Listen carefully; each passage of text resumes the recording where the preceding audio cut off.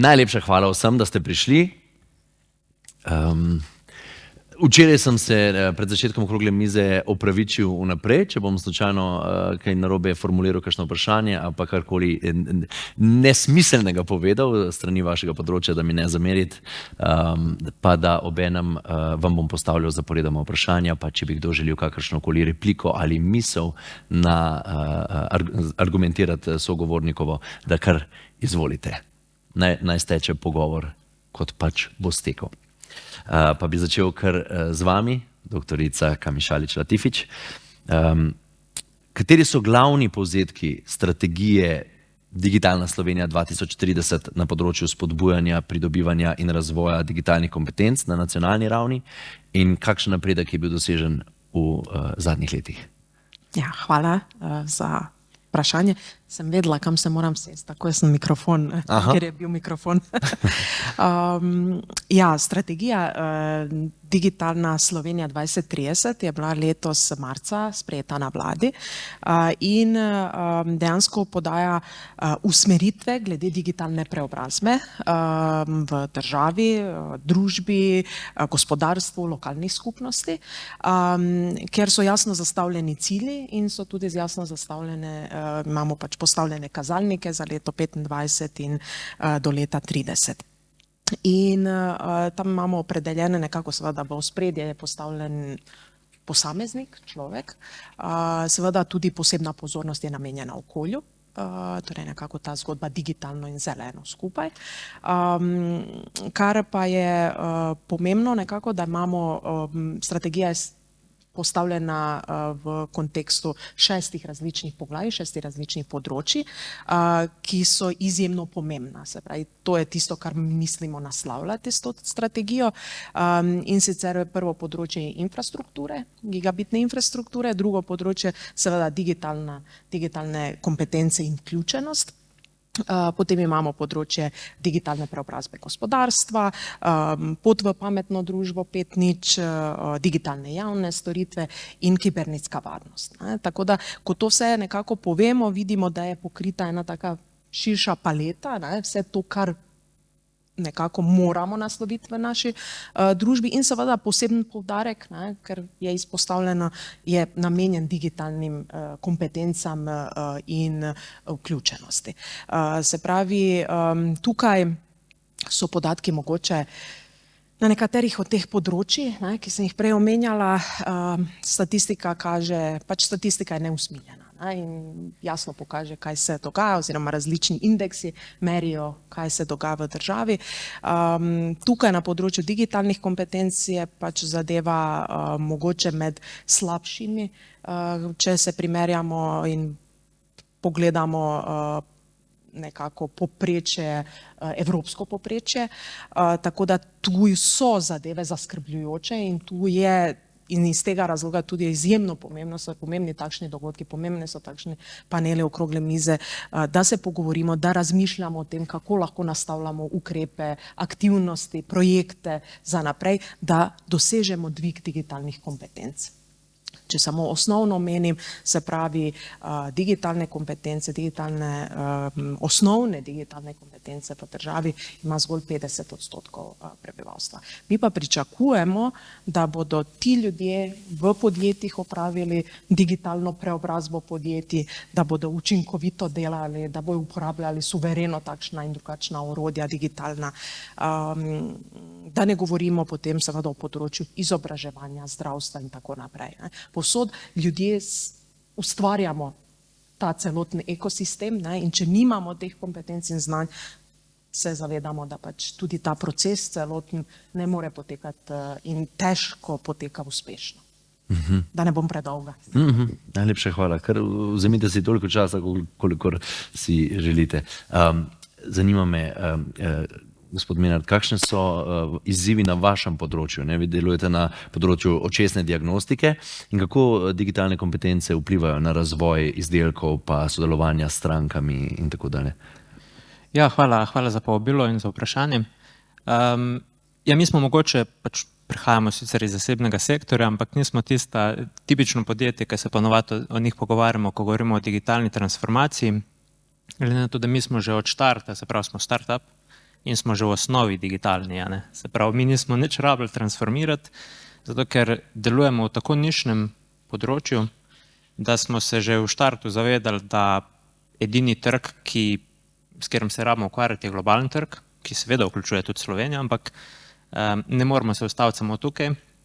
In za naslavljanje nekih teh globalnih izzivov, globalnih problemov in pa rešitev je za neko podjetje iz Slovenije, iz Idrije, edina varianta to, da se pač osredotočimo na digitalno. In tako da mi imamo dejansko digitaliziran cel spekter, se pravi od prodaje, podpornih storitev, distribucije proizvodov, vse v bistvu gre izključno samo po digitalnih kanalih in v bistvu tukaj se vidi, da je velika potreba po, če govorimo o digitalnih kompetencah, že samo po temu, da ko govorimo o digitalni kompetenci, takoj govorimo o temu, da smo mi na trgu oziroma v konkurenci z vsemi.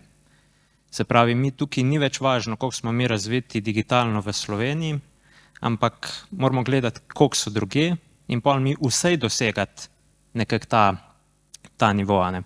In zdaj tukaj tudi, če čist digitalne kompetence naslavljamo, ponovadi se tukaj vedno govori, kot da je to nek vertikalno področje, ki se ga moramo pač, ne vem, ok, zdaj bomo pa mi v naše podjetje dodali digitalizacijo. Ne?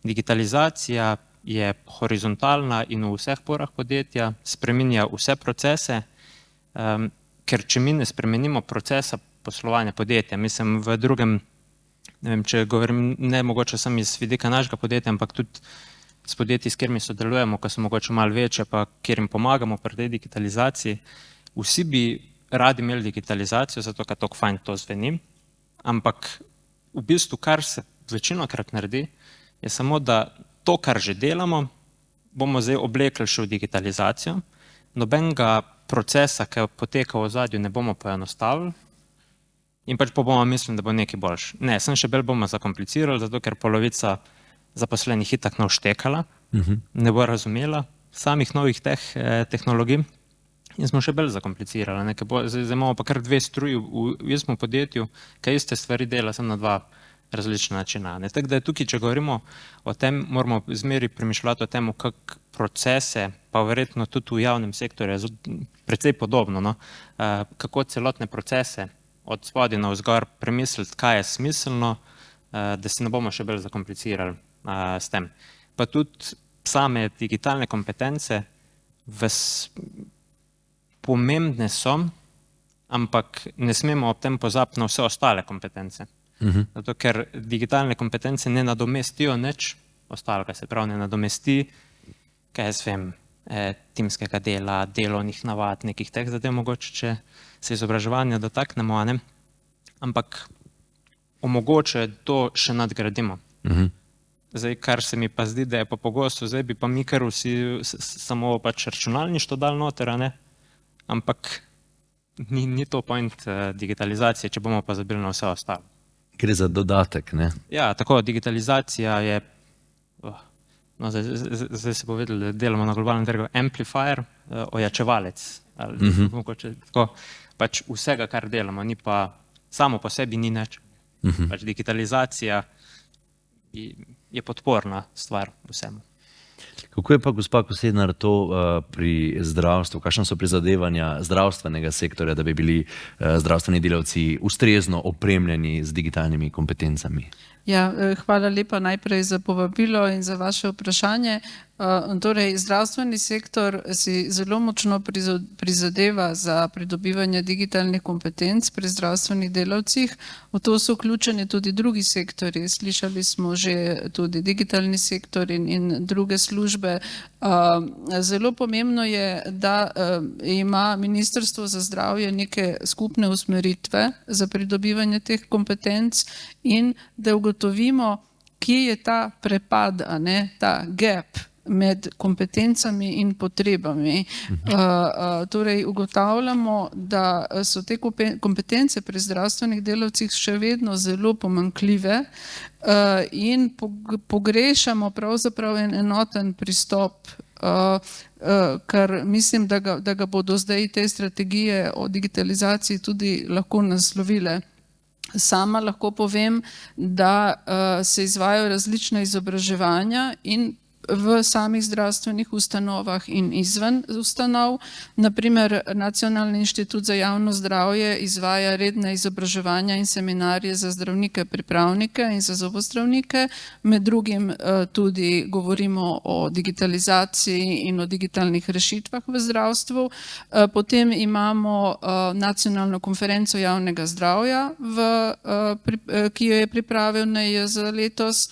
Imamo Slovensko društvo medicinskih informatikov, ki tudi organizira svoje dogodke, tako da ti dogodki so številni in si zelo močno zdravstvo in druge stroke prizadevajo za pridobivanje teh kompetenc.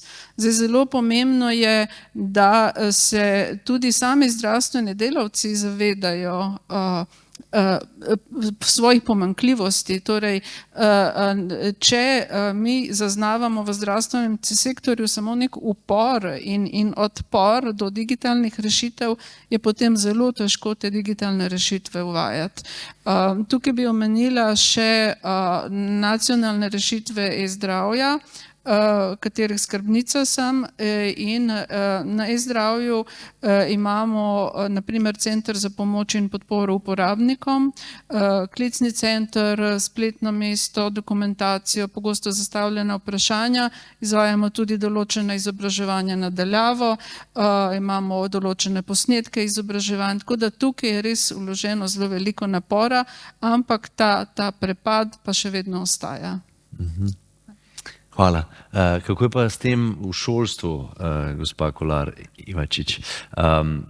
Pandemija, jasno, je bila en velik izziv in začetek nekaj novega, ne, za to hibridno učenje oziroma ali pa učenje nadaljavo in tako. Kako se je slovenski izobraževalni sektor v tem času prilagodil, da bi zagotovil, da imajo tako učenci kot učitelji seveda potrebne digitalne kompetence? Lepo pozdravljeni, mogoče, da se malo najprej predstavim, sem učiteljica razrednega pouka na osnovni šoli Bistrica ob Sotli in imam že dolgoletno prakso, sem močna na tem področju, da razvijamo digitalne kompetence že dolga leta in med drugim smo dobili tudi kot prvi osnovni šola, ki je prejela evropsko nagrado na tem področju, ukrotimo kompetence digitalnega v bistvu 21. stoletja. To je malo v meni in zdaj na novo, čisto nov program, ga bom potem omenila, postajam OID, organizator informacijskih dejavnosti na šoli. To je nov profil, ki se skuša zdaj uvesti. Prej je bil ROID, v bistvu računalnikar in organizator, zdaj pa dajemo večji poudarek na izobraževanju učiteljev in na razvijanju digitalnih kompetenc v razredu.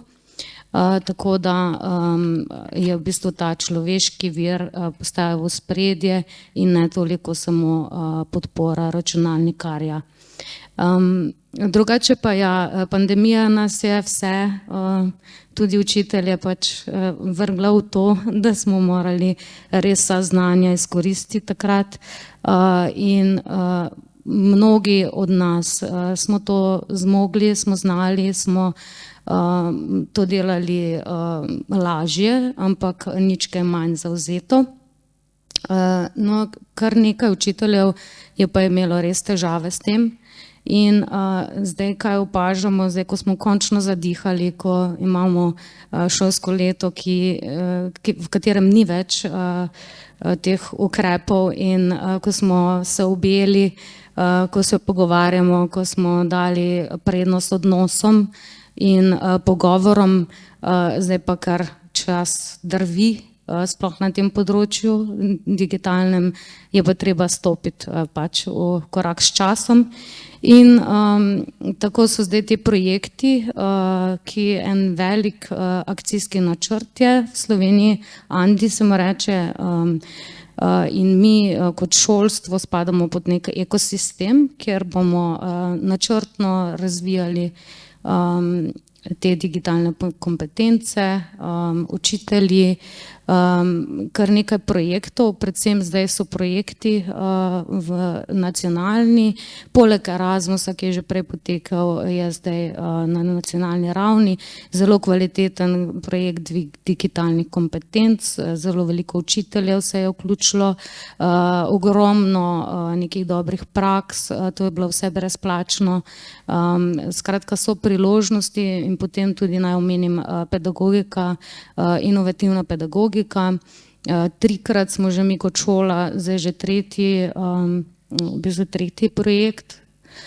Zelo tako načrtno, podporno smo razvijali dobre pristope, s tem, da smo res pazili na to, da je IKT v bistvu ni bil sredstvo, ker ga imamo in potem peljemo pouk, ampak smo ciljno šli proti ciljem, ki jih želimo pač doseči, in IKT je bil samo kot podpora, da lažje oziroma še boljše, učinkovitejše in tako na višji ravni potem dosežemo te učne cilje. Lepo. Doktorica Potočnik, vi prihajate iz Andragoškega centra Slovenije, ki je jasno ključna institucija v Sloveniji, ko govorimo o izobraževanju odraslih. S svojim delovanjem se osredotočate na raziskave, na razvoj, na izobraževanje in svetovanje na področju izobraževanja odraslih. Kako pa vi vidite spremembe vloge digitalnih kompetenc v recimo zadnjih 10 letih, v zadnjem desetletju? Kaj pa vašem mnenju pomeni to za posamezne skupine odraslih? Hvala lepa za vprašanje in za povabilo. Ja, res je, da smo ključna institucija, ampak brez javne mreže, to je ljudskih univerz in drugih organizacij za izobraževanje odraslih, pa nevladnih organizacij, nam ne bi uspevalo, kar počasi vsi skupaj z deležniki gradimo.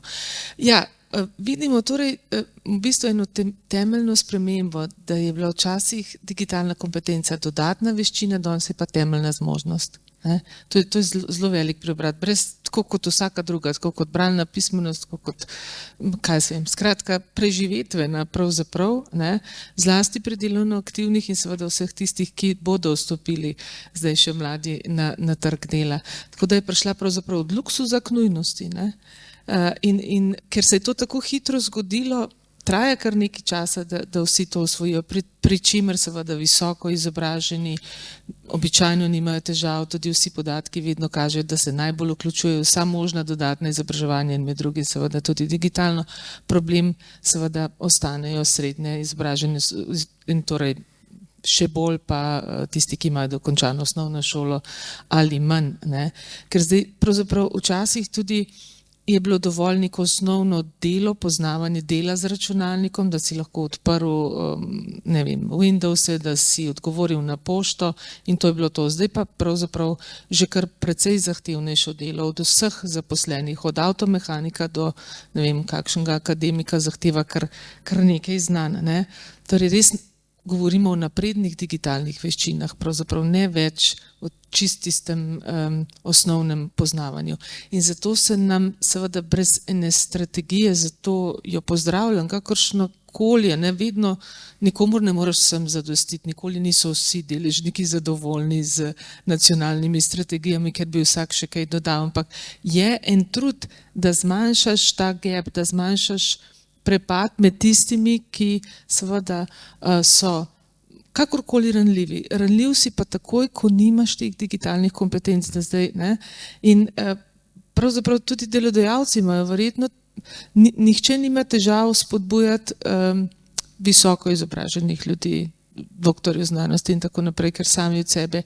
Ampak če vi pogledate nekoga, ki je imel recimo težave že s tem, da je naredil osnovno šolo ali poklicno strokovno šolo, da je zelo težko prešel skozi sistem zaradi različnih osebnih razlogov, jih imajo ljudje različne razloge, da je spomin na tisto formalno izobraževanje tako globoko ostalo kot z eno slabo samopodobo, da je pravzaprav ogromno dela že, če vlagamo v motivacije in ozaveščanje o pomenu. Kaj tebi pomeni v življenju, če boš razvijal različne spretnosti. Zelo mi je bilo všeč, da je bilo prej rečeno, digitalne ni edina spretnost, so vse spretnosti, ampak danes smo torej bolj poudarjamo digitalne kompetence na tej konferenci. Kaj ti bo prineslo? Kako boš močan, kako boš pomagal sebi in skupnosti? Ne? Ker mnogi še ne verjamejo, da pravzaprav potrebujejo v svojem življenju to veščino. Ne?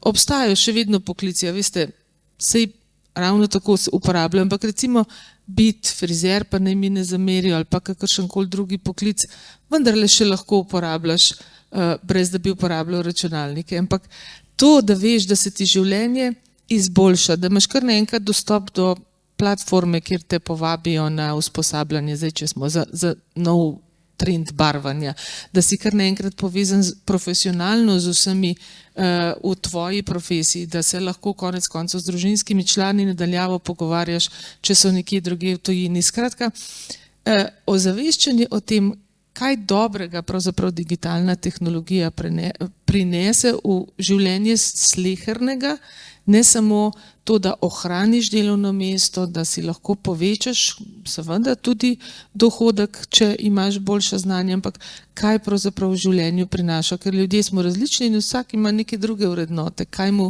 pomeni več, kaj mu pomeni manj.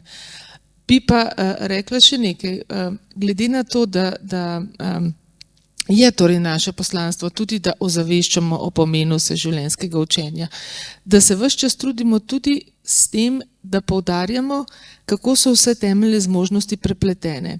Zdaj, če vzamemo čisto zadnji hit, se to nas bo spremljalo, ChatGPT, kdaj dobiš dober rezultat? Če znaš sestaviti učinkovit prompt, ne?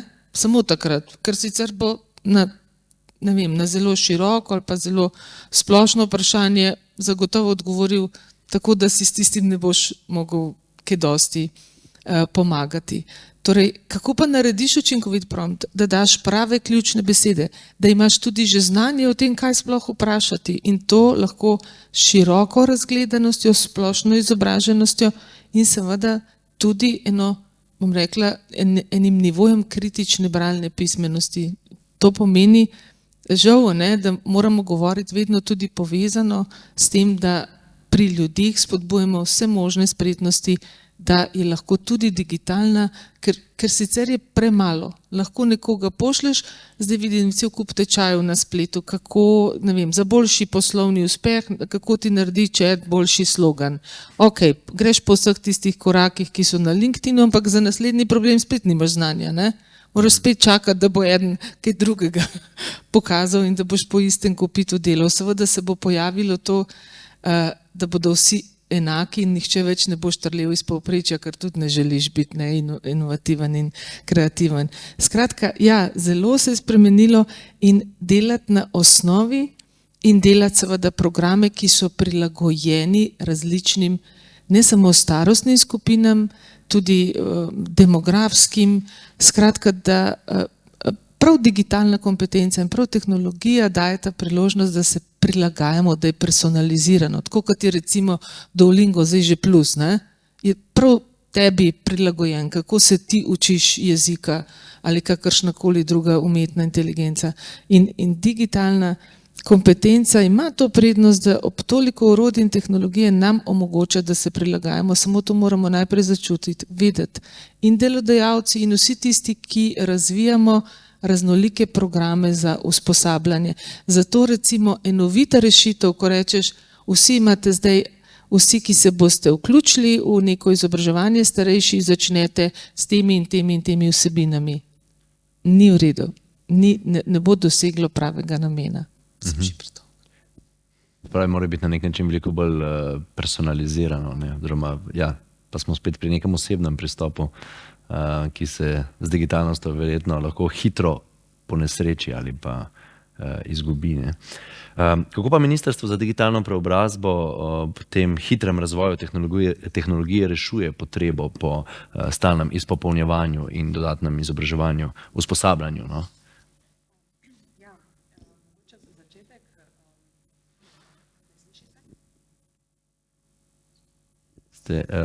Pritisnite prosim dlje časa na rdeč gumb, če je ob strani rdeč gumb.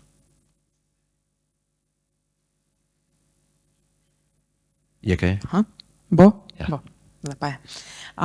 Ja, Ministrstvo za digitalno preobrazbo je novo ministrstvo, letos ustanovljeno. In zato velikokrat probam opredeliti nekako, da vemo sploh, kaj je naše, kako bi rekla, kaj so naše pristojnosti. Ne? Prej smo slišali, Ministrstvo za zdravje mora imeti nek načrt, ne? Ker posega pač v zdravstveni sistem, ne? In da doseže pač vse tiste organizacije, elemente tega ekosistema. Ne? Potem imamo izobraževalni sistem, seveda tam imamo Ministrstvo za vzgojo in izobraževanje za osnovno, ne? Pa srednje, potem imamo Ministrstvo za znanost, inovacije, tehnologijo, ne, ki posega na področje visokega šolstva. Ne. Naše ministrstvo pa je dejansko horizontalno ministrstvo, mi nekako takole to opredelimo. Ne. Se pravi, naši ukrepi, vse, kar mi počnemo, niso sektorsko specifični. Ne. Se pravi, ne ukvarjamo se s tem, kako moramo pripraviti usposabljanja za področje zdravstva, za medicinske sestre, za zdravnike, za veterinarje, ali kakorkoli to gledamo, ali pa za šolstvo specifično, ne. Ampak gledamo, kako lahko mi spodbudimo oziroma kaj lahko naredimo na različnih teh področjih, ki jih pokrivamo, da dosežemo učinek v družbi, ki ga potrebujemo pri digitalni preobrazbi. In ta horizontala, ne, nekako pomeni seveda, da mi pripravljamo usposabljanja oziroma razpise seveda imamo za usposabljanja. Zdaj smo letos seveda pripravili razpis in se že izvaja usposabljanja za otroke in mlade do 29 let. Potem imamo naslednji razpis je bil za odrasle se pravi nad 30 let. Potem so naslednja kategorija bili oziroma nekako naš že brand, ne, bi lahko rekli znamka mobilni heroji, ne, v kateri smo danes tudi nekaj že slišali, nad 55 let. V bistvu, kaj nam to pove? Ne? Dejansko, ne, ciljno, specifično za neko starostno populacijo, ne.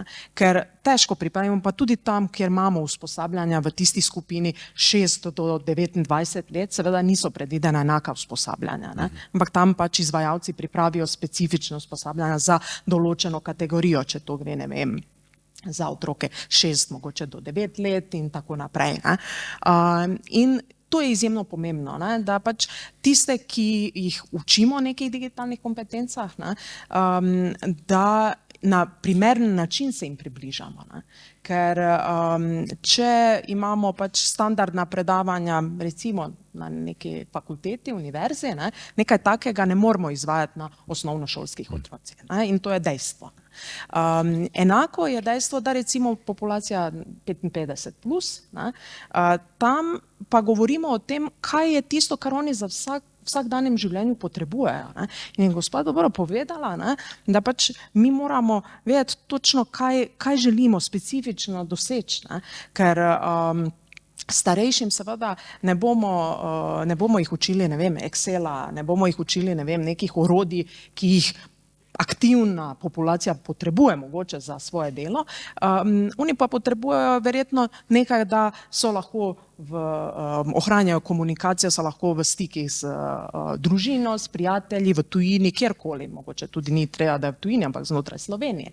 Da lahko pogledajo da znajo uporabljati storitve, zdravstvene storitve, digitalne javne storitve, ne. Se pravi, da lahko se naročijo na neko preiskavo, da lahko pogledajo svoje izvide in podobno, ne. Se pravi, to so tiste zadeve, ki pa jih mogoče ta ciljna skupina potrebuje.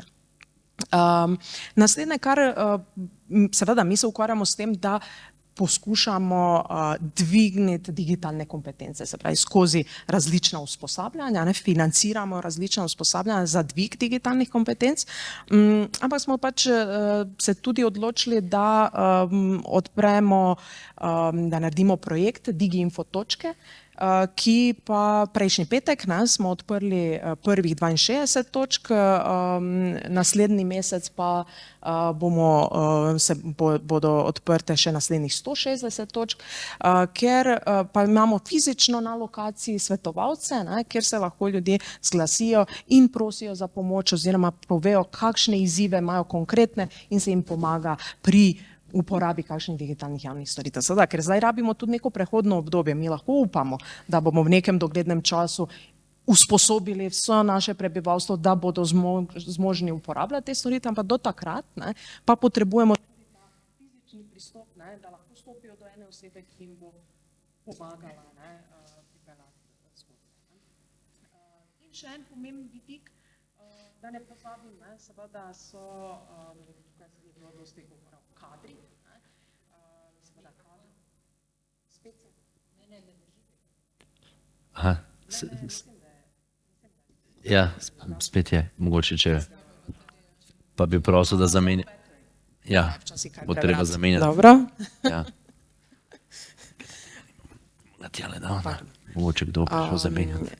In da to omenim še, ne, se pravi, kadri, ne, potrebujemo, se pravi, z področja ITK, ne, tukaj imamo velike izzive, pa Slovenija ni posebnost na tem področju, ne, to celi svet ima izzive z področja, na področju IKT, in kar ugotavljamo seveda je, da med drugim, ne, da imamo tudi zelo nizek delež žensk v na IKT področjih. Zato smo se odločili tudi, da financiramo prekvalifikacije. In tukaj, kar počnemo, je, da dejansko za določena področja, kot so umetna inteligenca, kibernetska varnost, potem IT podpora in tako naprej, se pravi, imamo nekaj takih ključnih področij, ki smo jih izbrali, ker je največja potreba tudi po IKT strokovnjakih in se izvajajo programi prekvalifikacij za ženske. Se pravi, da probamo tisti, ki mogoče trenutno niso zadovoljni na svojem področju, ki mogoče ne vejo točno, kako bi se lotili ali pa kako bi mogoče prišli v neko panogo, ne, kjer lahko imajo boljšo službo, boljše neke opcije za naprej, da jim pomagamo tudi na tej poti.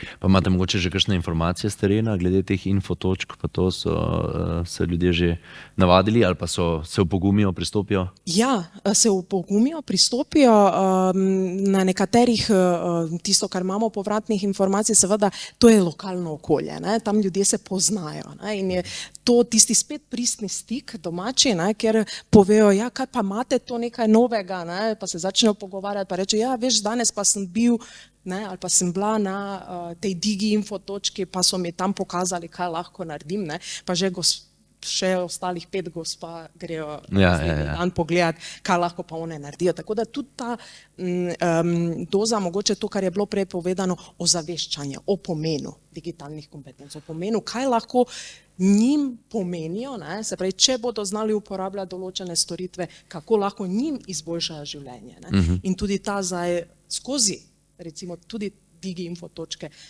mislim, da dosežemo tudi ta učinek. Se mi zdi pa zelo pomembno, da te digi točke ostanejo in ostajajo, ne, tam, da lahko v bistvu konstantno, kot smo že slišali včeraj večkrat, stalno je potrebno kako ne rečem, dopolnjevati naše znanje ali pa se spet spomniti, če tega ne dela še redno. Ne. Jaz včasih tudi pokličem 3-krat v enem dnevu svojo računovodkinjo, sem za izdajo enega računa, da bom ja prav naredil, ne, ker se načeloma s tem ne ukvarjam.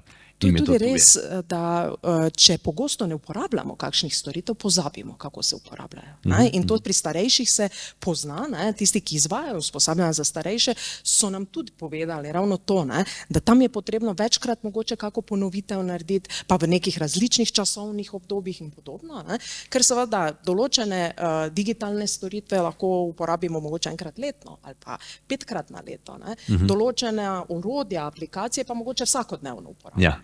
In tam smo mogoče že bolj suvereni, ko pa je treba mogoče kakšen formalen, uraden postopek narediti preko kakšne digitalne storitve, ne? Tam pa se mogoče potem začnemo loviti, pa nas je strah, da seveda, ker želimo biti točni, natančni, da ne bo potem trajalo predolgo časa, da bi dejansko šlo čez. Kako je pa v panogi zdravniške tehnologije, ko je prišlo do velikega porasta digitalnih inovacij, ne, ki se pojavljajo že od preskušanja novih terapij, razširjanja resničnosti do pomoči pri diagnosticiranju novih bolezni. A bi lahko mogoče podelili z nami kakšen primer, kako podjetje Smart Optometry vključuje oziroma upošteva digitalne kompetence v kontekstu ustvarjanja rešitev? Ne? Ja, se v bistvu pri sami tej, rečemo temu, ko govorimo o digitalnih kompetencah, mogoče velikrat malo zmotno to gledamo kot zelo tehnično stvar.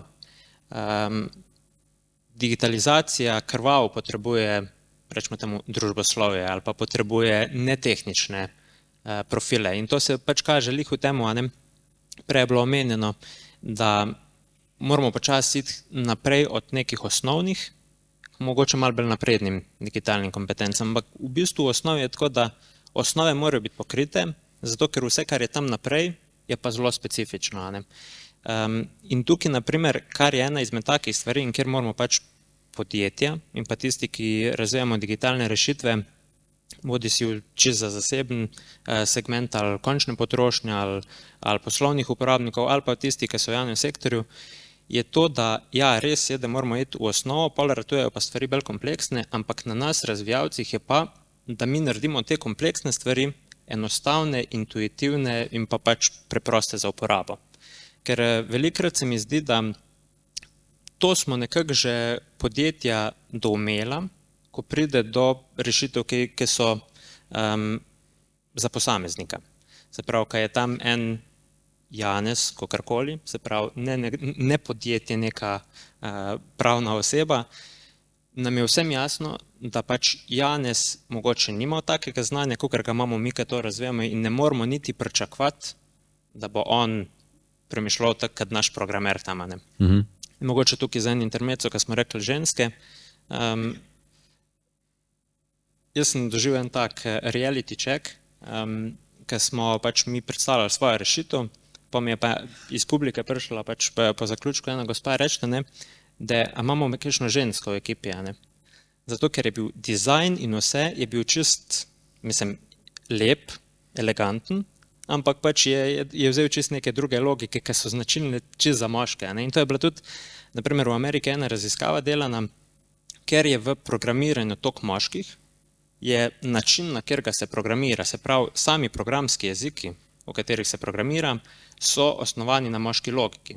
Zaradi tega je tudi ženskam veliko težje prideti noter v samo programiranje. Ampak tukaj pride pa pač mogoče tam malo bolj, pa nočem zdaj karikirati na osnovi spola, ampak potreba po teh soft elementih, se pravi, kako lahko mi neke stvari intuitivno prikažemo in intuitivno peljemo potem uporabnika skozi te procese. In na tak način lahko tudi kompleksne stvari naredimo mogoče malo bolj enostavne.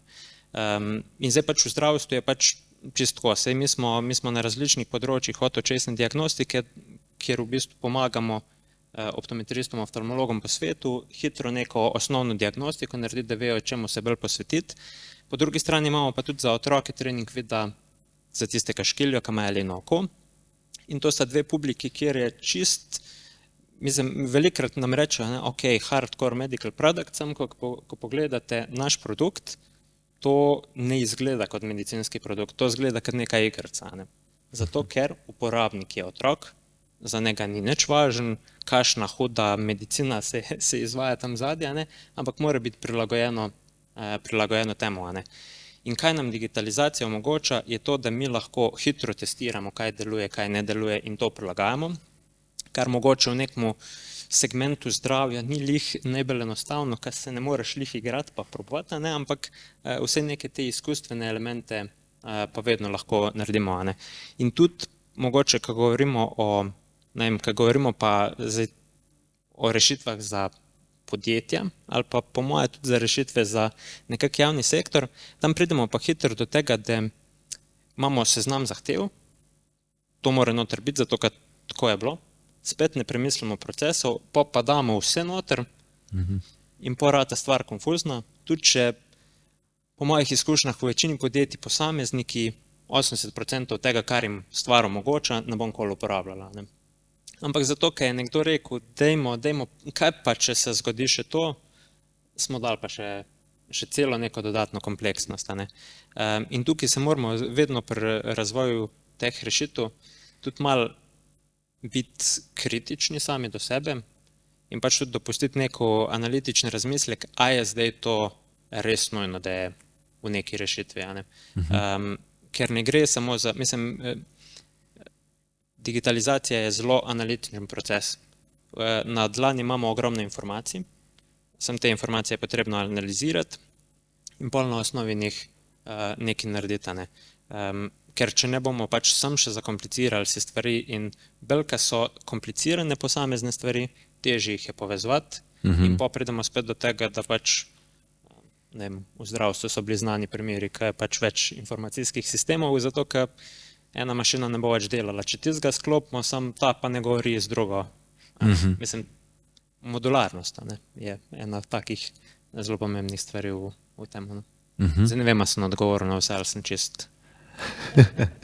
Ne, definitivno je zelo zanimivo, kar poveste. Kako pa so te digitalne kompetence med pandemijo izboljšale oskrbo bolnikov pa zagotavljanje zdravstvenega varstva? Pa tako, imate kakšne? Hvala za to vprašanje, ki res zelo pogosto ga slišimo zdaj v teh časih. Namreč epidemija COVID-a je bila za vse zelo dobra šola. In za zdravstvo, in za digitalni sektor, da ne govorim še za kakšen drug sektor, šolstvo in tako naprej. Skratka, to je bila za nas zelo dobra šola iz več razlogov. Prvo, epidemija je dokazala, da potrebujemo javni zdravstveni sistem. To je zelo lepo se pokazalo na primeru epidemije v državah, ki so imele javni zdravstveni sistem in tam, ker je ta sistem na nekih drugih osnovah, zato ker so države, ki so imele javni zdravstveni sistem, dosti lažje pripravile digitalni odziv na epidemijo. Torej, nacionalne digitalne rešitve so bile lahko razvite na nacionalnem nivoju. Tam, kjer pa ni takega javnega zdravstvenega sistema, kot ga mi poznamo, niso zmogli pripraviti takega odziva. In to je zelo dobra šola, ki se morda premalo zavedamo. Kar bi pa dodala še, torej, čez noč smo vse odrezali, vse je postalo nedostopno in zdravstvo je začelo funkcionirati nadaljavo, kar je v osnovi za zdravstvo slabo. Zato, ker če ti ne moreš zdraviti pacienta v živo, je vprašanje, kakšno zdravstveno oskrbo mu lahko nudiš. Ampak medicina oziroma zdravstvo je moglo preklopiti čez noč na storitve nadaljavo in tukaj smo bili v Sloveniji v izredni prednosti, ker smo imeli že razvite nacionalne rešitve e-zdravja in tudi druge lokalne informacijske rešitve v zdravstvenih ustanovah. To nas je v tistem trenutku rešilo, zato ker smo mi imeli te rešitve že vzpostavljene, že utečene, uporabniki so jih poznali, zdravstveno osebje jih je poznalo, pacienti so jih poznali in to je res bila tista ključna razlika med nami in morda med kakšno drugo državo.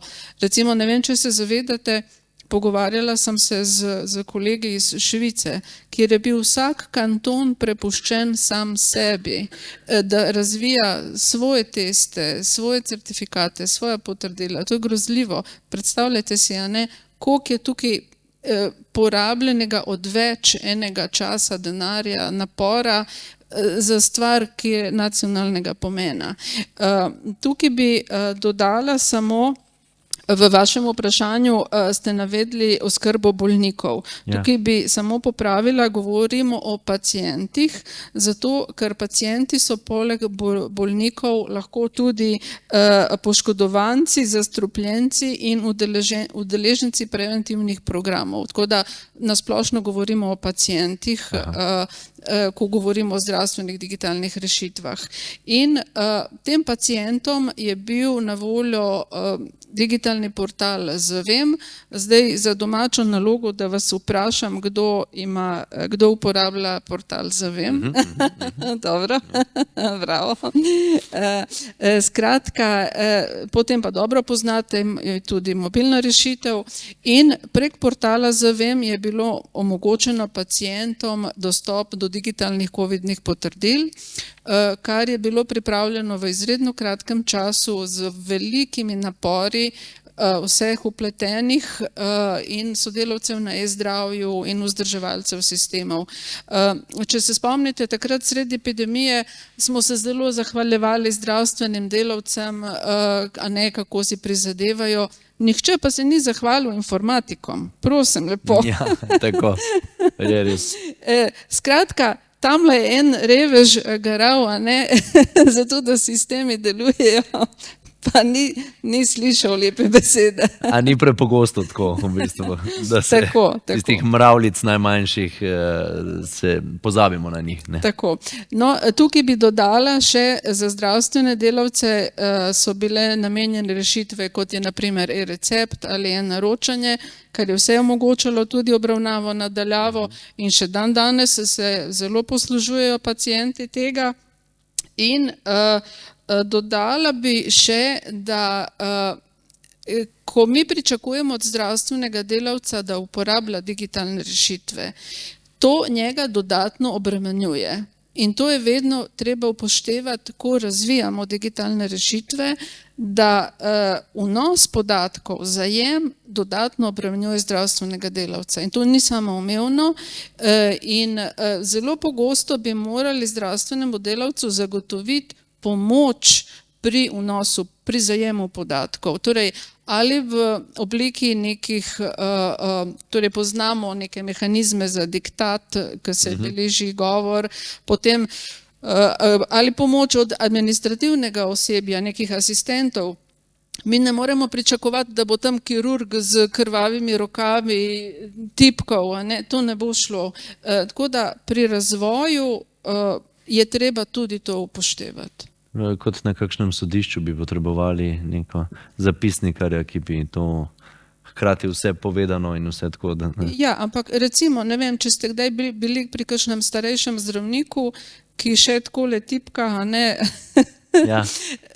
In tak dejansko rabi pomoč pri zajemu podatkov, pri vnosu v zdravstveni sistem. Tudi šele potem, kasneje v ordinaciji postane jasno, zakaj si bil naročen ob 3, prišel si na vrsto pa ob bolj 6. Ja, poznam to. Digitalne kompetence zajemajo široko paleto spretnosti, ne? Od osnovne digitalne pismenosti do naprednega kodiranja pa analize raznih podatkov. Kako se izobraževalni sektor odziva na različne potrebe učencev glede razvoja digitalnih kompetenc? Ja, zdaj najprej bi pač povedala, da mi imamo tudi eno storitev, tako veliko strani države, poenoteno. Mi imamo tudi javno šolstvo, na kar je tudi zelo, zelo dobro. In imamo Microsoft 365, verjetno tudi vsi ste seznanjeni s tem, in licenca je za šolstvo brezplačno. Vsi učenci in vsi učitelji imamo to brezplačno. In tudi Arnes, verjetno tudi poznate, Arnes oblak, imamo vse te storitve preko varne povezave, preko mosta. Zdaj že malo več znam povedati vam o tem, ker sem že malo računalnikarja zraven, malo sem povohala. V glavnem zelo varno okolje, kar je zelo, zelo pomembno. Skratka, imamo pa kar problem, ampak jaz verjamem, da se bo to zboljšalo v naslednjih letih. Kljub temu, da imamo zdaj te, pa tudi naprimer Zoom okolje nam je omogočilo odkuplo licenco ministrstvo, tako da lahko znotraj tega razvijamo. Zdaj, kako se pa prilagajamo, ne? Nažalost, od šole do šole različno še. Koliko si učitelj zna, zmore, koliko je podkovan, koliko je imel možnost in priložnost se dodatno izobraževati samoiniciativno, tako kot tukaj poslušam, enako velja za nas šolnike in žal ni enako na vseh šolah. Bo pa to boljše, bom pa potem povedala pri naslednjem. No, v glavnem, jaz bi pa še malo tu na tej vam pojasnila, v bistvu sta dve stvari, ki jih mi razvijamo v šolstvu. Eno so digitalne kompetence. Kompetence v bistvu so nasploh, kompetence so znanje, spretnosti in veščine ter stališče in vrednote. To vse so skupaj kompetence, ne? In o tem mi govorimo, ko govorimo o digitalnih kompetencah, ne? Po evropskem okviru DIGCOMP 2.2 smo, tudi mi ga imamo za učence, res ga imamo vse posod obešenega, ker stremimo k temu, da razvijamo te kompetence. In to je res skupek, zelo se prepleta tudi z drugimi kompetencami. Skratka, z nekimi odprtimi učnimi sodobnimi metodami, se pravi, veliko sodelovalnega dela, ciljno naravnano, na otroke naravnano, fleksibilno. Z njimi skupaj ustvarjamo kriterije uspešnosti, sami si izbirajo poti, zdaj tisti, ki je bolj kompetenten, ki zna in zmore, ki ima več znanja, vodi skupino, lahko podpira različne dokaze o učenju, potem za ocenjevanje znanja lahko predložijo. Skratka, to je lahko zelo drugačen pouk, kot si ga mi predstavljamo. Tega je vedno več v naših šolah in vedno več nas je, ki o tem zelo govorimo na glas. In že v zdajšnjih pač se da in smo zelo veliko narediti. No, zdaj, če sem rekla za kompetence, ki je treba jih res razvijati celovito, postopno, zelo previdno od prvega razreda naprej, mogoče že tiste osnove v vrtcu, premišljeno, usklajeno. Imamo pa tu potem še temeljna znanja, veščine računalništva in informatike. To je pa RIN kratica. Tu se pa zdaj zelo zavzemamo, da bi prišel en predmet v osnovne šole in sicer nekje tam od 4. razreda naprej vidimo to. To je pa računalniško mišljenje in to, kar mi govorimo v bistvu o računalništvu. To je pa tisto, kar ste zdaj omenjali in mi je zelo v redu, podpiram deklice naprimer. Če to ne bo v okviru učnega načrta in obvezno, bo vsaka deklica, sploh tako kot pri nas, ker smo manjša šola, lahko izbirni predmet naprimer izbira med plesom pa med računalništvom, kam bo šla? Kaj mislite? Ne? In nimamo niti priložnosti, ne damo deklicam enakih priložnosti, da bi sploh to spoznale. Pa jih je zelo veliko, ki potem so zelo zadovoljno delajo. Lego robotika, naprimer, imate eno tekmovanje, je FLL mednarodno, zelo kvalitetno, potem povezano je z avtentičnimi nalogami, da res, da problemskim učenjem, sami rešujejo, sami sestavljajo robota, programirajo.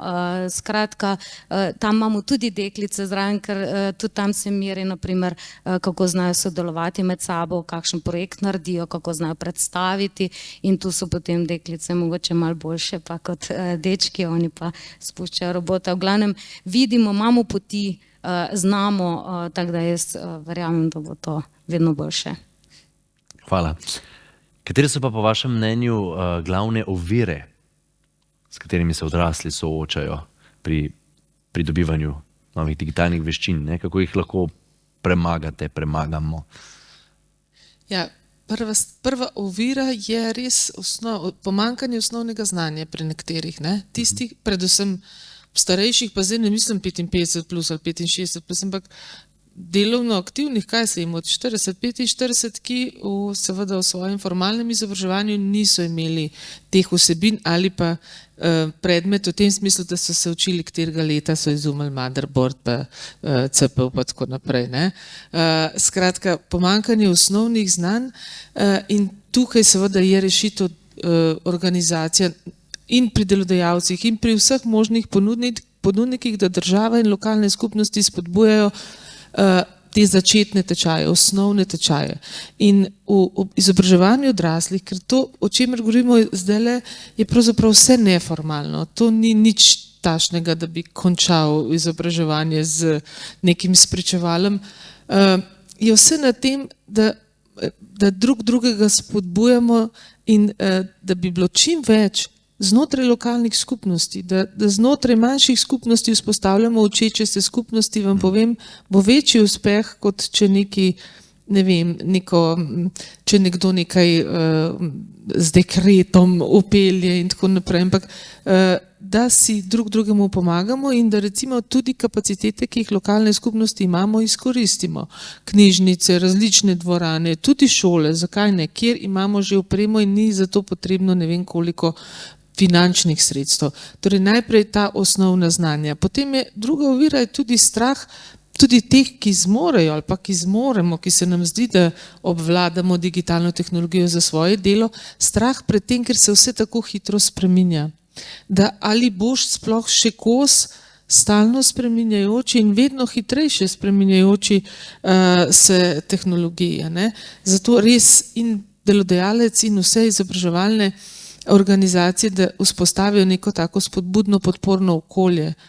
Podpora vse čas mora biti, tako kot ste vi prej res simpatično rekli, da 3-krat računovodkinjo pokličete, po nekem izvedenem izobraževanju moraš imeti še, fino je ta občutek podpore znotraj podjetja, da imaš nekega stalnega kolega, sodelavca, ki to podporo, seveda v dogovoru z vodstvom nudi, ali pa znotraj posameznih ljudskih univerz, središča za samostojno učenje, pač tisto, kar že imamo, ne, da spravi zraven že povemo, ko so ovire, tudi rešitev. Potem je tudi pomanjkanje časa problem. V resnici ljudje, če so izobraževanja, ne vem, popoldan, veliko jih konča z delom šele ob 5, se še vozijo ob 6, zato je rešitev, seveda vidimo v teh spletnih čim več, ne? Torej učenju nadaljavo, ker si prilagodiš čas, ker si prilagodiš termin in seveda, da je tudi personalizirano in seveda so tudi stroški. Zdaj bom pa večkrat več mogoče o ranljivih skupinah, tistih po klasični kvalifikaciji ranljivih skupin. Zdaj to, kar sem povedala, se tako dobro sliši in običajno izobraženi, tisti, ki imajo dostop, to zapopadajo in grejo in to je prepričanje prepričanih. Zdaj, ranljive skupine pa ne le, da nimajo finančnih sredstev. Veste, tudi tako, kot je recimo knjižnica zastonj za otroke, mnogi starši ne vidijo potrebe, da bi otroke, tudi če je zastonj, vodili v knjižnico in prispevali k njihovi pismenosti v bodoče. Ne? Tako tudi pravzaprav se niti ne zavedajo, da tudi če je nekaj zastonj, da je to za njih dobro. Zato je tukaj zelo pomembno tudi terensko delo. In ta heroj mobilni je že en tak odličen primer. In prav vesela sem bila, ker smo na ACS-u enkrat to že viharili, da bi morali imeti avtobus, tako kot je bibliobus in evo, ste prišli s to idejo in jo toplo pozdravljamo. In terensko delo s tem, da sploh prideš v stik, ranljive skupine so zdaj, po eni strani starejši, potem imamo romsko skupnost, imamo priseljenci, ki so naša realnost, ki jih bomo zadržali tukaj tudi zato, ker imamo pomanjkanje delovne sile in bomo jim poskušali omogočiti človeka dostojno življenje, kar spet pomeni, da bodo vsi potrebovali digitalne veščine, ampak je treba na teren. Skratka, lahko mi razvijamo programe, ampak če so nekje obešeni, je to premalo. Bo treba pravzaprav medresorsko se povezovati, kako do njih priti, kateri ljudje so primerni, kako bomo pravzaprav ljudi pripeljali. Ena stvar je pa že taka enostavna, da čim več bom rekla, platform, ki jih imamo, uporabimo za starejše. Televizija še vedno ne bodo iskali na internetu, ampak po televiziji. To se pravi, z mediji se dogovoriti za primer, ne vem, filmčke, oglaševanje in tako naprej. Še vedno tisk, radio, tudi in tiskovine, kjer pač določeni ljudje še vedno raje starejši ali pa kdorkoli drug pač prebira. Skratka, ta strategija, kot sem rekla, je začetek, ampak kako pravzaprav pripelje, da bomo res vse, ker ovire so, takšne in drugačne, da jih bomo res lahko premagali, ne samo, veste, mi smo tako dobri na papirju, vsi mi tukaj, po moje, smo taki vešči, če bi zdaj morali strategijo napisati, kako bi to šlo, bi nas zaprli, pa do večera bi že imeli zelo pametne predloge, ampak potem, kako jo uveljaviti, kaj v akciji, kaj to v resnici pomeni, je pa trdo delo in misli čisto na vsakega, to je najtežje, ker mislimo, da kar zdaj nas kdo posluša in reče, fino je, zdaj pa zdaj pogledati, kaj bi bilo zame in se bomo sposobil. Ne gre ravno tako lahko. Je verjetno tudi zelo odvisno od same potrebe, potem pa samega pomankanja, ki ga posameznik čuti, pa smo spet pri osebnem odnosu. Najprej mu moraš ustvariti potrebo, da jo bo sploh videl. To latentno, to sploh se ne zavedajo. Kako se lahko bolje živijo, če se v nečemu sposobijo. Ja, pri različnih posameznikih je razkorak zagotovo velik in tudi na ministrstvu ste verjetno neke pobude pa partnerstva vzpostavili s ciljem ravno tem premostitve tega digitalnega razkoraka. Ne? Tako je, mogoče se samo navežem tukaj seveda in potem zelo hitro pridemo še do financ. Ne? Kako spraviti v življenje tisto, kar papir vse prenese, ne? Kako bomo zdaj oblikovali te ukrepe glede na finance, ki so. Ne, verjetno tudi do ljudi, resursov, raznih. Na vse. Ne. Pravimo, da nimamo kadrov, ne. Pomankanje kadrov je na vseh področjih ne. In zdaj z obstoječimi kadri moramo vedno več delati. Ne. In tukaj spet ne, pridemo do tistega, kje pa nam digitalne tehnologije lahko pomagajo, ne, da nam odpravijo vsaj en del dela, ne, tiste avtomatizirano delo, ne, to, kar lahko se pač zanesemo ne, na tehnologijo, da nam lahko odpravi ne, in se mi mogoče posvetimo drugim mogoče bolj pomembnim razmislekom, kako nekaj uveljaviti, kako narediti. Ne. Tako da, ja, ta digitalni razkorak, ne, prej sem omenjala več razpisov, ki smo jih in aktivnosti, ki jih imamo na področju dviga digitalnih kompetenc. Ne. Seveda, infotočke, ki sem jih že omenila, so en tak primer, ne, kjer poskušamo zmanjšati ta digitalni razkorak, seveda, ne, ker imamo jih, novembra bomo imeli 222 fizičnih točk po celi Sloveniji, ne, po vseh regijah, ne, tako da dejansko pridemo praktično do vsakega posameznika oziroma v bližino. Ne. Ampak en vidik, ki se ga danes tukaj nisem dotaknila, pa mislim, da je pomembno, da se izpostavi, sem pa na začetku omenila, da je eno pomembno tudi poglavje v strategiji gigabitna infrastruktura. Seveda, o čem govorimo? Govorimo o osnovi.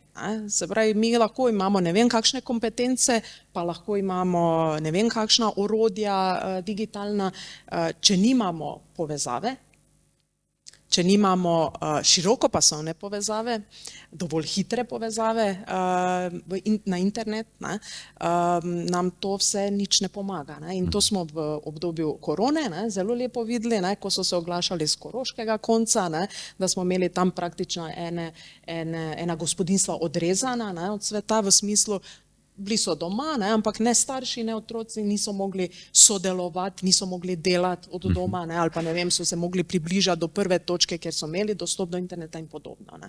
In tukaj je zelo pomembno, ne, ta vidik, sicer mi po DESI indeksu solidno kotiramo v Evropi in zato sem prej tudi rekla, da nekako najslabši smo, mogoče v kompetencah, ne, ampak ni zanemarljivo, ne, dokler imamo eno gospodinjstvo, dokler imamo enega posameznika, ki je nekje odrezan od sveta, ne, pač nič ne pomaga, da vseh ostalih tisoče in tisoče imajo povezavo.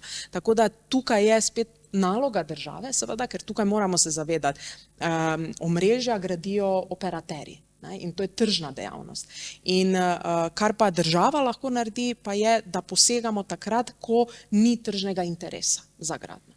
In ponavadi ni tržnega interesa ravno za te tako imenovane bele lise, ne, za odročna naselja, za odročne kraje, ne, kjer je potreben velik finančni vložek za mogoče par hiš, ne, in se to operaterjem ne splača. Tukaj pač država mora vstopiti, seveda mi imamo načrt razvoja torej gigabitne infrastrukture, imamo vse odlično pripravljeno, ne, manjka nam samo 250 milijonov ne, da vse to pokrijemo. Ne. Torej, kaj lahko naredimo? Ja, delamo po najboljših močeh. Ne. Pač imamo kohezijska sredstva, imamo načrt za okrevanje in odpornost, tam smo pač vzeli na enem mestu 23 milijonov, na drugem mestu 30 milijonov in gremo pač korak po korak. Ne. Iz enih sredstev bomo 7.000 belih lis pokrili, iz drugih sredstev, ne vem, 5.000 in tako naprej. Ne. Pač enostavno gremo korak po korak, seveda to, kar se nam je zgodilo zdaj avgusta, ne, nas je vrglo na določenih območjih korak nazaj, ker so določena območja ravno iz teh sredstev državnih oziroma državnih pač iz teh kohezijskih sredstev so ravno bila zgrajena in je potrebno jih na novo zgraditi, omrežja, tako da ja, imamo izzive, ne, moramo pa vedeti, kaj so naši cilji, ne, in potem skladno sposobnostmi, kot rečemo, tako funkcionira vsako gospodinjstvo, ne, tako pač tudi država, ne, si postavi določene prioritete in potem nekako izpolniti, kar lahko. Ne. Ja. Tako da ob kompetencah poudarjam pač seveda infrastruktura, ne.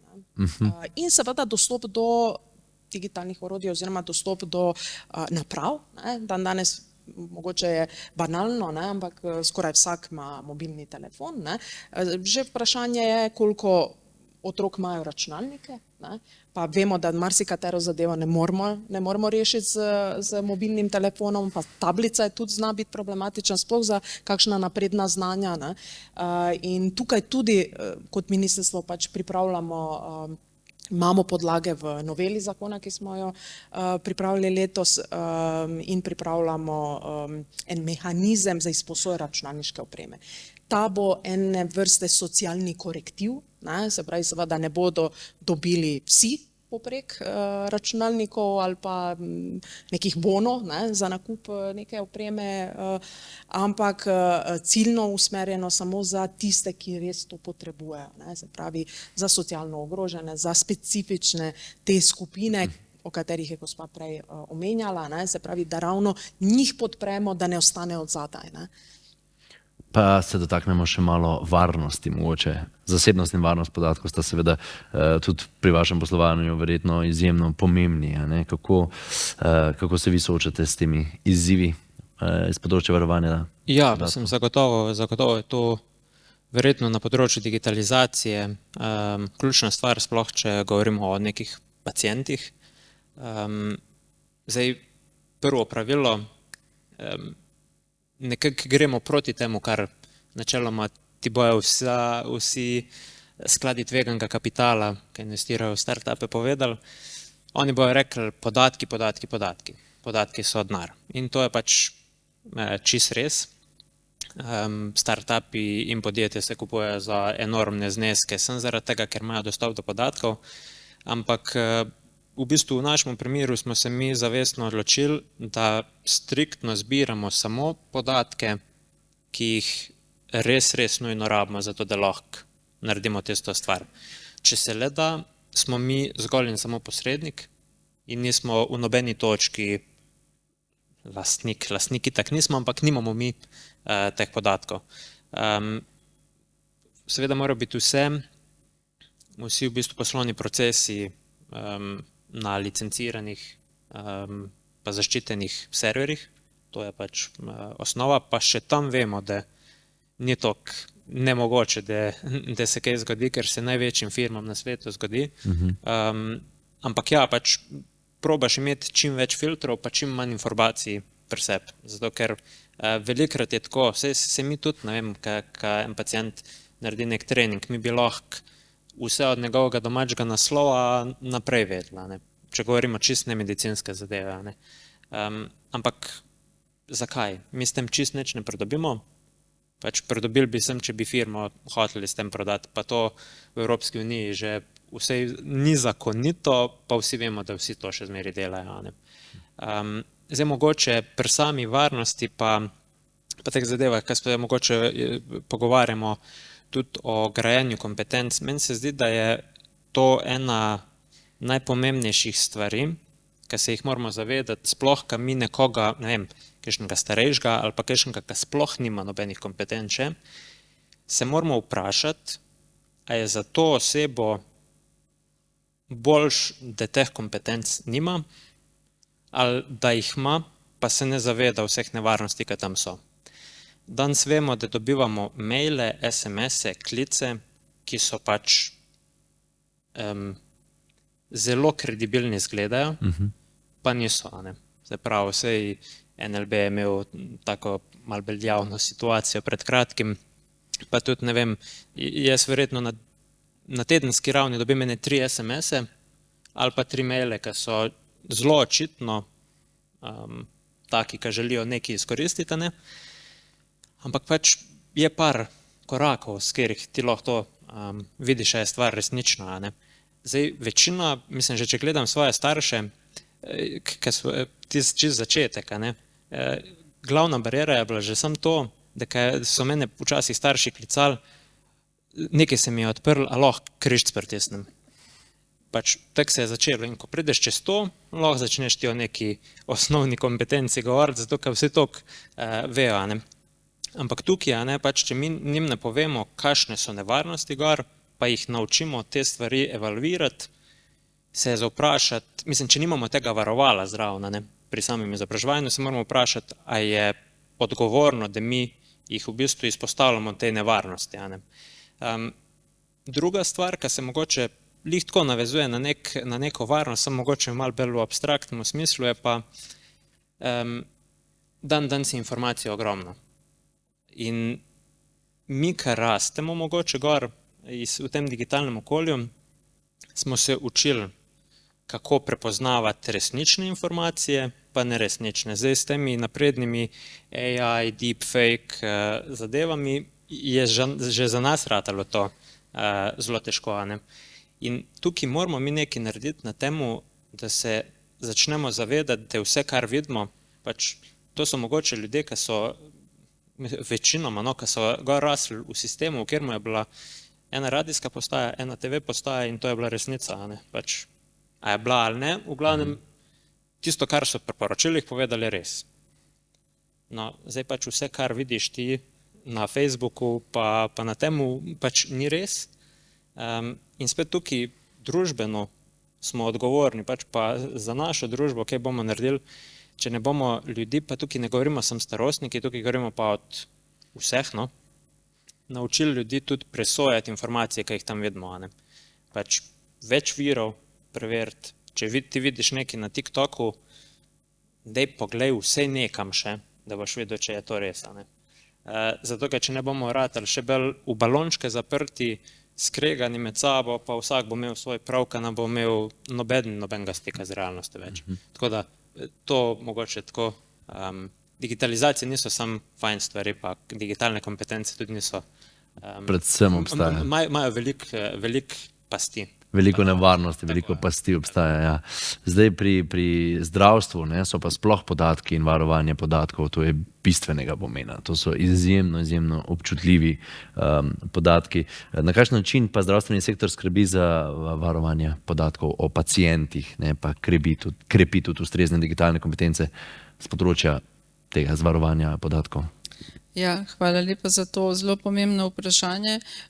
Tukaj bi poudarila, da so zdravstveni podatki po uredbi GDPR posebni občutljivi podatki in bi jih primerjala, če jih primerjamo z finančnimi podatki, so zdravstveni podatki bolj občutljivi.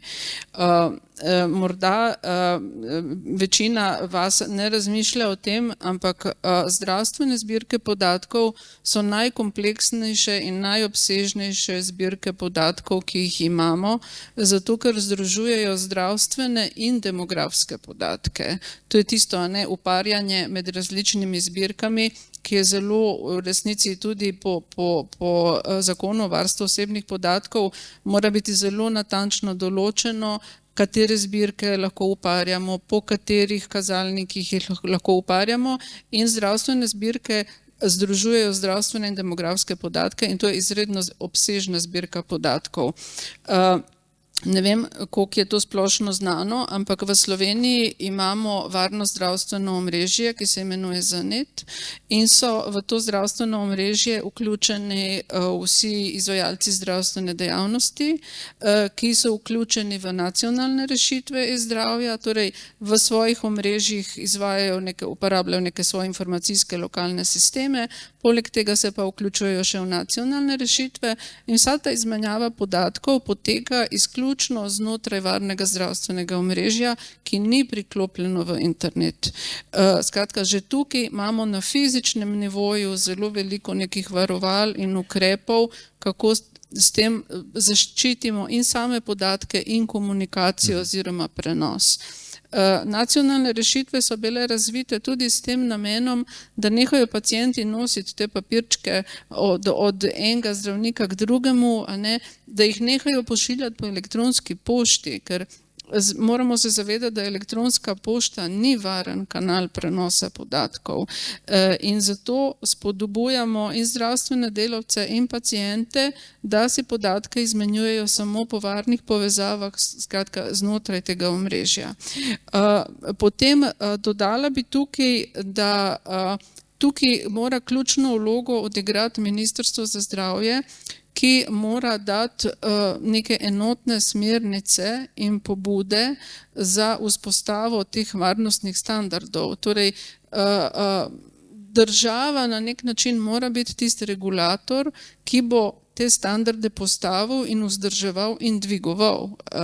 Torej, konstantno napredujemo v tehnologiji, tako kot smo slišali, torej imamo neke omejitve informacijsko-komunikacijske tehnologije, ki se jih moramo zavedati, pač imamo tako stanje, kot ga imamo, ampak kljub temu moramo ta nivo varnosti dvigovati, se pravičujem.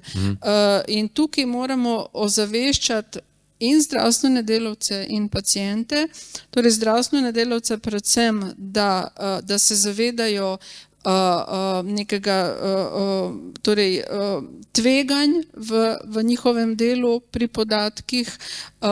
Naprimer, mi zelo zaveščamo zdravstvene delavce, da obstajajo v digitalnih rešitvah, obstajajo revizijske sledi. Kaj je revizijska sled? To je sled, zapis vseh podatkov, do katerih je zdravstveni delavec dostopal.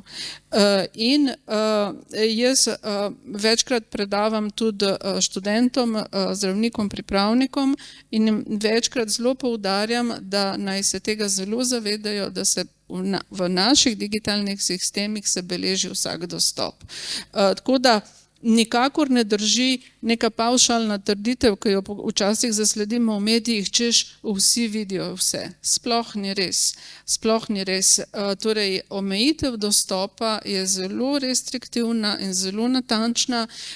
Moram reči, da ima Slovenija enega bolj restriktivnih sistemov za omejitev dostopa. Ponavadi, ko se pogovarjamo s kakšnimi drugimi državami, so samo začudeni, kako imamo mi to zelo natančno specificirano. Tako da ja, tukaj moramo poznati omejitve in razloge, zakaj so te omejitve tako stroge. Zanimivo, prosim, ja. Nekaj bi samo dodala. Omenili ste ZANET, omenili ste, se pravi, vse tehnične rešitve. Ja. Dajmo se zavedati, da tehnologija ni problem, Izziv ne obstaja v tehnologiji. Vse tehnične rešitve odlično postavljene. Imamo omrežje postavljeno, varno, zaprto, vse to. Najšibkejši člen v vsakem sistemu, pa zdaj stališča varnosti, ko pogledamo, je človek. Torej najšibkejši člen v tej celotni strukturi. In spet pridemo do tistih kompetenc, do spretnosti, kot ste vi tudi izpostavili, če mi izpostavimo nekoga, da ima dostop do svojih podatkov, ampak potem nasede raznim prevaram, finančnim in kakšnim drugim, imamo še večji problem. Tako da to absolutno, vsa ta usposabljanja morajo slediti in morajo iti v smeri, da opozarjajo in da dodajo te veščine stališča varnosti, zasebnosti podatkov in tako naprej.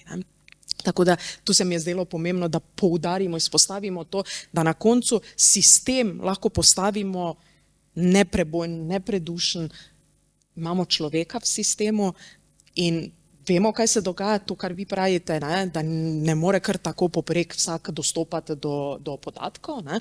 Istočasno pa se nam zgodi, da recimo mogoče v kakšni bolnišnici zdravnik se prijavi v sistem preko svojega računa, ne, in se ne odjavi, ampak potem preko njegovega računa pride medicinska sestra, pa nekaj dopolni, pa doda in tako naprej. Si pohitrijo delo, recimo, ne, veliko je različnih. Olajšajo in prvi tako naprej. Ne, ampak vpogled. seveda to pa pomeni, da vmes lahko nekdo vpogled naredi, ki ne sme imeti, ne, Ja. in imamo od zadaj vse mehanizme, da ne bi smel imeti, ampak človek je dopustil, da se nekaj takega zgodi. Ne. Tako da to moramo imeti v mislih, ne, da pač ni dovolj, da tehnološko, ne, organizacijsko rešimo, ampak ravno to. Gre v- Dvigniti zavest pri vsakem posamezniku, da se mora odgovorno obnašati. Za Ne širš- samo za svoje osebne podatke, pa za osebno delovanje, Tako. ampak tudi v organizaciji, v kjerkoli deluje. Gre, dostakrat pridemo pri teh temah do tega, da gre za širše zavedanje odgovornosti. Ne? Kritiziramo tiste, ki mogoče imajo več kontrole, da tako rečem, ali pa več neke moči, pa v bistvu mi na svojem nivoju, v svojem diapazonu v bistvu delamo zelo, zelo podobno, ker rečemo, saj sem samo enkrat to naredil, ali pa saj ne bo noben videl, ali pa kakorkoli. Ampak gre za enako človeško, pod navednicami, napako, no? Ali pa element človeškega karakterja. Tukaj, Res pa je, da moramo, prej je bilo omenjeno, ne, uporabniška izkušnja. Ne. Tu je treba se pogovoriti, potem mogoče z zdravniki, sestrami, zakaj se to dogaja, zakaj so se na ta način poenostavili, Seveda. ker mogoče predolgo traja tam, ne, da se vsak odjavi pa prijavi, pa je mogoče to njim zamudno in podobno. Ne. Ja. Tako da to so vsi elementi tukaj, na katere moramo biti pozorni. Ne. Ja. Pri razvoju informacijskih sistemov, rešitev, kakršnihkoli.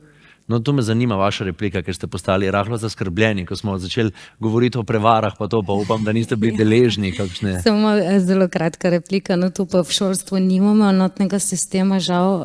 Imamo dva zunanja ponudnika, en je Lopolis, drugi pa je asistent. In ne samo, da imamo dva, celo plačljiva sta. Tako da tu pa nestrpno čakamo, da nam bo kdo prišel nasproti. Verjamem, da je varno, pa to vem, da je. Spet je to seveda enako kot šolstvo, mislim, kot v zdravstvu je tudi šolstvo, zdaj smo vsi slišali, kaj se je zgodilo na Univerzi v Ljubljani. V glavnem sem toliko. V redu, ampak kar obdržite mikrofon, prosim, ker smo ravno prej govorili o tem digitalnem razkoraku, pa o učencih po družinah, ki so se želeli izobraževati, pa jim to zaradi takšnih ali drugačnih razlogov ni bilo omogočeno. Kako si izobraževalni sektor prizadeva premostiti to vrzel, pa zagotoviti nek enakopraven dostop do digitalnih kompetenc? Ja. Eno so v bistvu opremljenost šol, enakovredna opremljenost šol, druga je pa smo spet pri učiteljih, pa bi mogoče na teh dveh segmentih na kratko povzela. Prva opremljenost, če samo povem, naš dober sistem, jaz verjamem, da je zelo dober, preko projektov in teh vsebin, naš gospod ravnatelj je čarovnik na tem področju, ne vem, kje dobi finance, v glavnem mi imamo dobro opremljeno šolo, skoraj vsak učenec na naši šoli ima svojo tablico. In sicer imamo sistem takšen, da imamo, temu rečemo mobilna učilnica, poleg tega imamo pa malce starejšo računalniško učilnico, pa razmišljamo, da jo bomo prenovili, prepostavili, da naredili tudi mobilno, zraven blazinice, prostor za umirjanje, skratka, gre tudi v tej smeri. Zelo pomembno je, da imajo v šoli, v varnem učnem okolju enake naprave, vsaj takrat. Kar je pa doma, smo pa tudi tuje, smo zelo sodelovali takrat z občino, da smo kupili dostopkovne točke, tu je tudi država nam šla zelo naproti, tudi naprave so se kupile, prenosniki takrat po koroni zelo. Zdaj nas pa skrbi, kaj se bo zgodilo, ko bodo te naprave zastarele, ne? Kje bo potem denar, da se to posodablja, in zdaj je ravno debata to, da bi bilo odlično, če bi dobile šole nek fond, ki bi ga lahko namenile samo v ta namen posodobitvam naprav. No, potem so pa učitelji, da lahko enakovredno, že prej sem omenila, da žal niso na enakem, mi zdaj razvijamo nek model, nekako grozd znotraj inovativne pedagogike. V grozdih smo šole, ene šole, tiste, ki smo malo močnejše, imamo potem, tesno sodelujemo z drugimi šolami in usposabljamo učitelje, potem imamo prenašalce znanja, tudi ta zdaj nov projekt, ko bo digitalni učitelj, strani je zelo dobro zastavljen.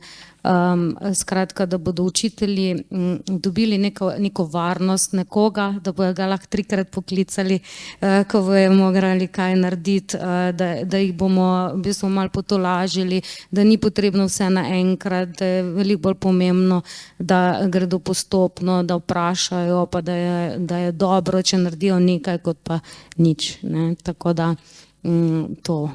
Potem vzpostavljajo se šolski razvojni timi na področju digitalnih kompetenc, delamo znotraj njih, se naredi strategija, digitalna strategija šole, prednostne kompetence se določijo, ker ne moreš vse naenkrat, boljše je, da delaš neke kopeli, skratka so eni taki koraki, v katere gremo. Fantastično.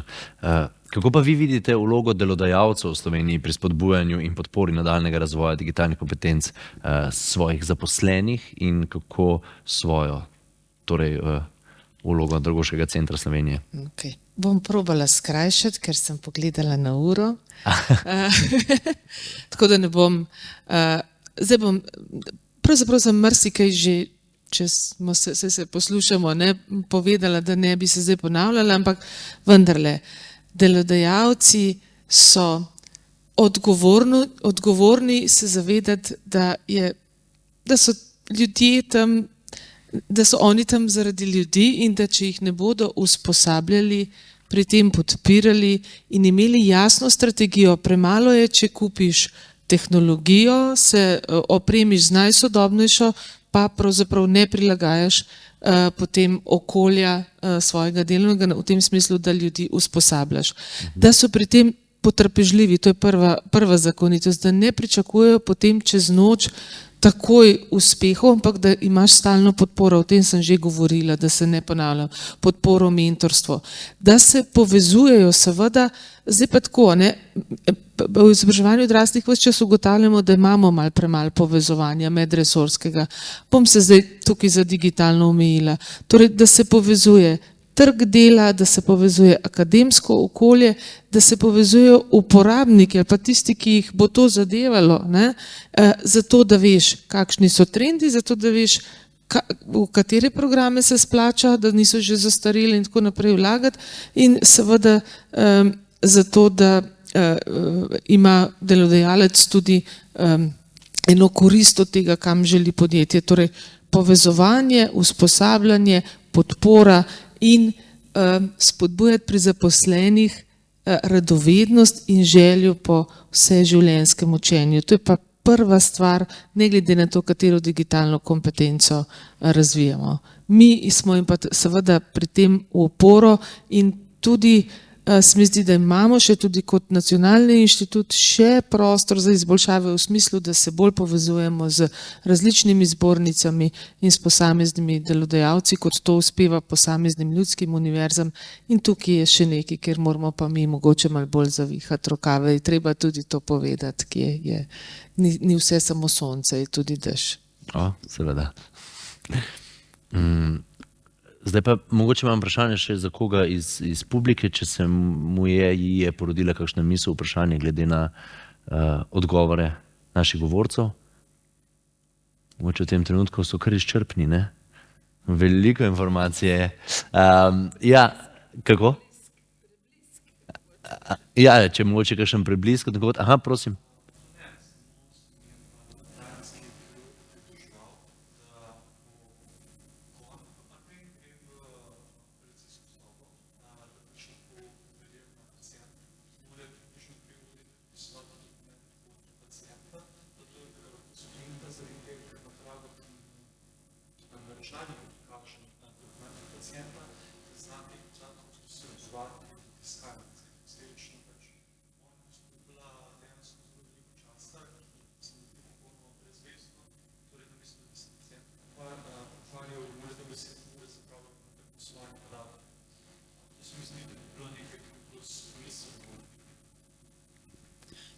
Ja, absolutno.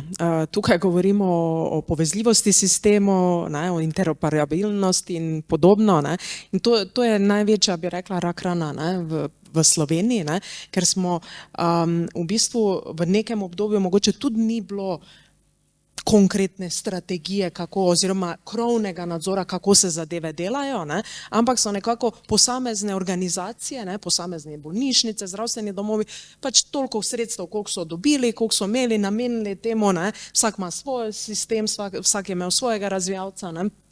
In potem naenkrat pridemo do situacije, kjer pa zdaj pa moramo združiti podatke, moramo potegniti iz različnih virov, ne, dati na nek skupni imenovalec, ne, in potem se dogajajo takšne stvari, ne, ker včasih, ne, velikokrat, verjamem, da smo vsi bili imeli priložnost slišati kaj takega, ko ti nekdo reče, zdaj pa veliko več časa porabim, kot sem prej, ko je bilo to v analogni zgodbi. Ne. Seveda, zakaj? To, kar ste vi dobro izpostavili, ne, ker so tudi velikokrat prenesene zadeve iz analognega neposredno v digitalno, ampak to ni digitalna preobrazba, ne, ni transformacija, ne, ker mi moramo prenoviti procese, pogledati, a je kak korak, 2, 3, včasih tudi 5, ki jih lahko izpustimo zdaj, ker smo zdaj v digitalnem svetu, ne pa neposredno ena prenašati zadeve, ne. Tako da to so vse takšne zadeve, ki dejansko jih moramo rešiti zaradi to, kar sem prej rekla, uporabniške izkušnje, ne.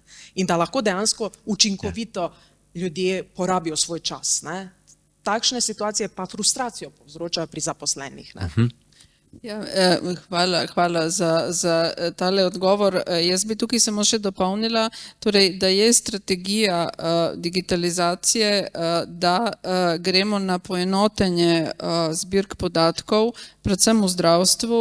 Ne vem, če ste seznanjeni, ampak želimo poenotiti podatkovne zbirke na tak način, da se bo vsak podatek vnesel samo enkrat. Torej, ne da bomo isti podatek vnašali večkrat na različnih deloviščih, ob različnih priložnostih, ampak bo v digitalni sistem podatek prišel samo enkrat na enem mestu in bo potem ta zbirka podatkov tako organizirana, da bo podatek lahko potoval po različnih sistemih in se bomo izognili temu prepisovanju in ponovnemu vnosu, ker vsak ponovni vnos zviša možnost za napako, vpliva na kakovost podatkov, tako da je res naša želja in strategija, da gremo v to smer. Upam, da smo odgovorili. Ja, najnovejša tehnologija je vedno, ljudje zaostajamo malo za njo, oziroma pri večjih sistemih se to potem toliko bolj poznajo, kakršnekoli napake ali pa kaj, ne. Dobro, da smo že daleč stran, pardon, je še kakšna misel? Aha.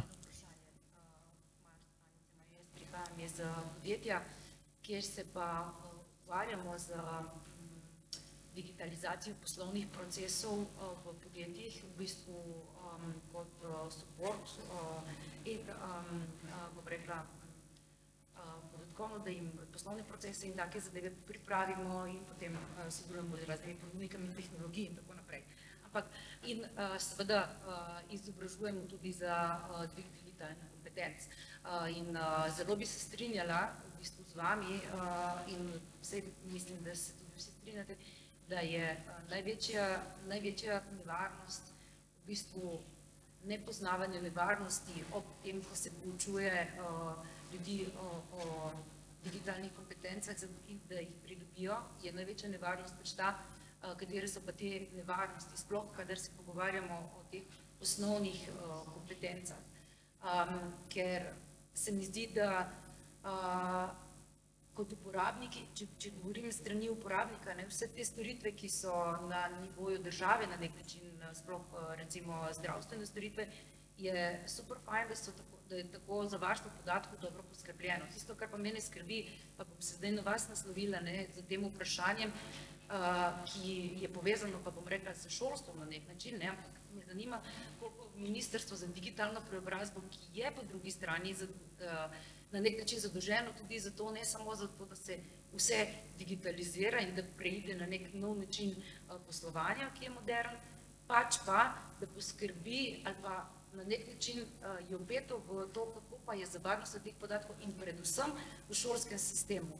Zaradi tega, ker kot je gospa učiteljica prej rekla, te dve inštituciji, ki ponujata v bistvu storitev e-šole in tako naprej, v bistvu, ne, kje so ti podatki, šole sploh niso ustvarjali kupenih podatkov o naših otroci, ti prvič sploh niso lastniki teh podatkov, šole, ki jih ustvarjajo, niti se pravi starši, pač pa, ker ena podjetja, ki so na trgu kako daleč, pa vi lahko kot ministrstvo za digitalizacijo posegate v to, da se pa to na nacionalnem nivoju potem nekako naredi, ker to je pa nekaj, kar recimo mene skrbi, ker pač prihajam iz podjetja, kjer sem se predtem ukvarjala z podatkom in uparjanjem teh podatkov in zato in vem, kakšne nevarnosti v bistvu preživijo na vse nas. To so podatki o naših otrocih, ki bodo pa definitivno v popolnoma digitaliziranem svetu živeli. In ta del pa meni. Najlepše hvala za vprašanje. Ja, hvala za vprašanje. V bistvu na Ministrstvu za vzgojo in izobraževanje se intenzivno ukvarjajo s tem področjem. Imajo tudi sredstva iz načrta za okrevanje in odpornost namenjena temu, da se gre dejansko v razvoj, celovit razvoj sistema v šolstvu. Se pravi, od nabav do vodenja vseh evidenc in da se v bistvu pod kontrolo države dajo vsi ti podatke. Seveda, zdaj tukaj je nerodno reči, da seveda, tukaj pa imamo podjetja na drugi strani, ki so pa bila toliko hitra pri razvoju teh storitev, ker je mogoče država malo zaspala v začetku, razvila je država zelo dobro, je poskrbela za e-zdravje, pa tam, tukaj pa mogoče nismo bili dovolj hitri, in zdaj pa je to zdaj to, tako kot ste rekli, tako kot vas skrbi, v bistvu skrbi vse. Mislim, da že nekaj let tudi ministrstvo poskuša določene zadeve zapeljati v drugi smeri, ampak jaz verjamem, da bomo tokrat uspešni. Mi kot Ministrstvo za digitalno preobrazbo, kot sem že prej rekla, smo horizontalno ministrstvo.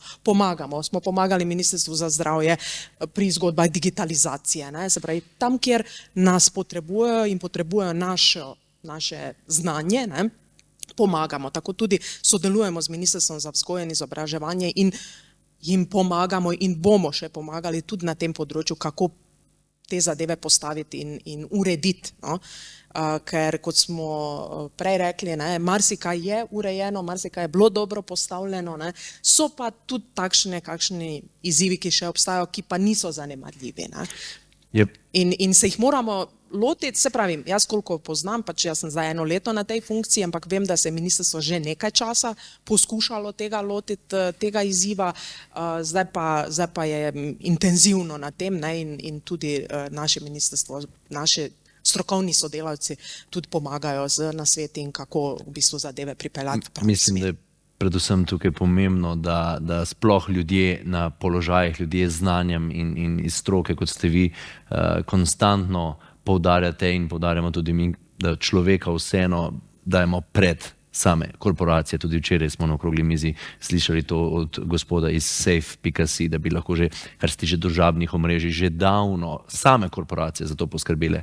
Pa jasno, ni bil interes je drugje.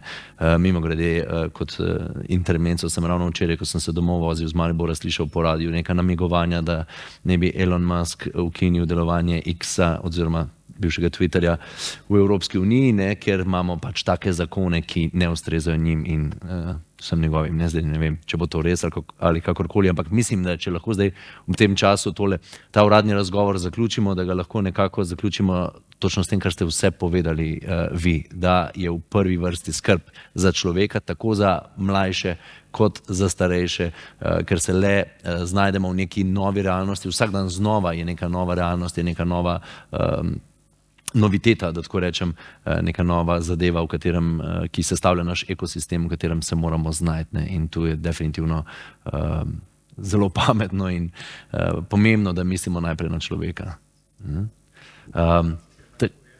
Prosim, gospod Milan Mežnar, to je pa naš mobilni heroj, lepo prosim, ki je začel današnji dan, kjer se je na novo izobrazil.